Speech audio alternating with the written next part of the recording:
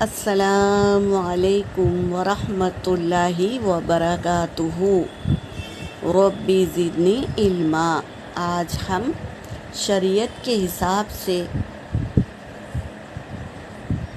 جنابت، حیض اور نفاس کی ناپاکی کتنے دن کی ہوتی ہے یہ سمجھیں گے۔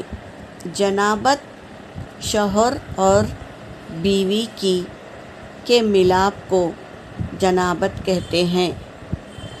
جب جنابت ہو جائے تو اس کے بعد غسل کر لینا چاہیے۔ ہمیں وقت ٹال کر نہیں رہنا چاہیے، بلکہ فوراً ہمیں غسل کر لینا چاہیے۔ ناپاکی کی حالت میں جتنا ہم چلیں گے اتنا گناہ ہوگا، اس کو یاد رکھنا ہے۔ فوراً غسل کر لینا ہے۔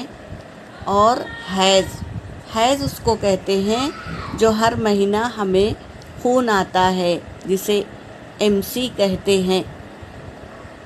تو کسی کو 6 دن آتا ہے، کسی کو 9 دن آتا ہے۔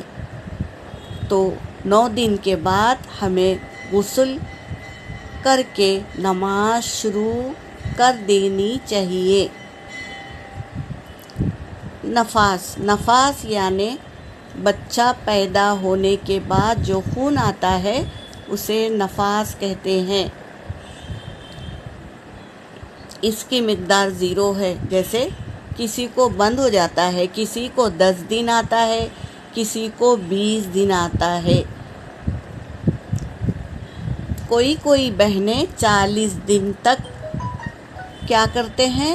انتظار کرتے ہیں، نماز نہیں پڑھتے، جبکہ انہیں 10 دن میں خون بند ہو جاتا ہے۔ تو خون بند ہوتے ہی ہمیں غسل لے کر نماز شروع کر دینی چاہیے۔ یا 20 دن میں بند ہوتا ہے تو 20 دن کے بعد غسل کر کے نماز شروع کر دینی ہے۔ 40 دن تک انتظار نہیں کرنا ہے۔ اگر 20 دن میں ہمیں خون بند ہو گیا اور ہم نے غسل نہیں کیا اور نماز نہیں پڑھی تو باقی کے یہ 20 دن کی نماز ہمیں قضا کرنی ہوگی۔ یہ شریعت کے قاعدے قانون ہیں۔ اس میں ہم اپنے طرف سے 40 دن لگا لیتے ہیں اور 40 دن تک ہم اپنے آپ کو ناپاک سمجھتے ہیں۔ ایسا نہیں ہے۔ جب ہمارا خون بند ہو جائے تو ہمیں غسل لینا چاہیے اور نماز شروع کر دینی چاہیے۔ یہاں پر میرا سبق ہو گیا۔ وآخر الدعوانا ان الحمد للہ رب العالمین۔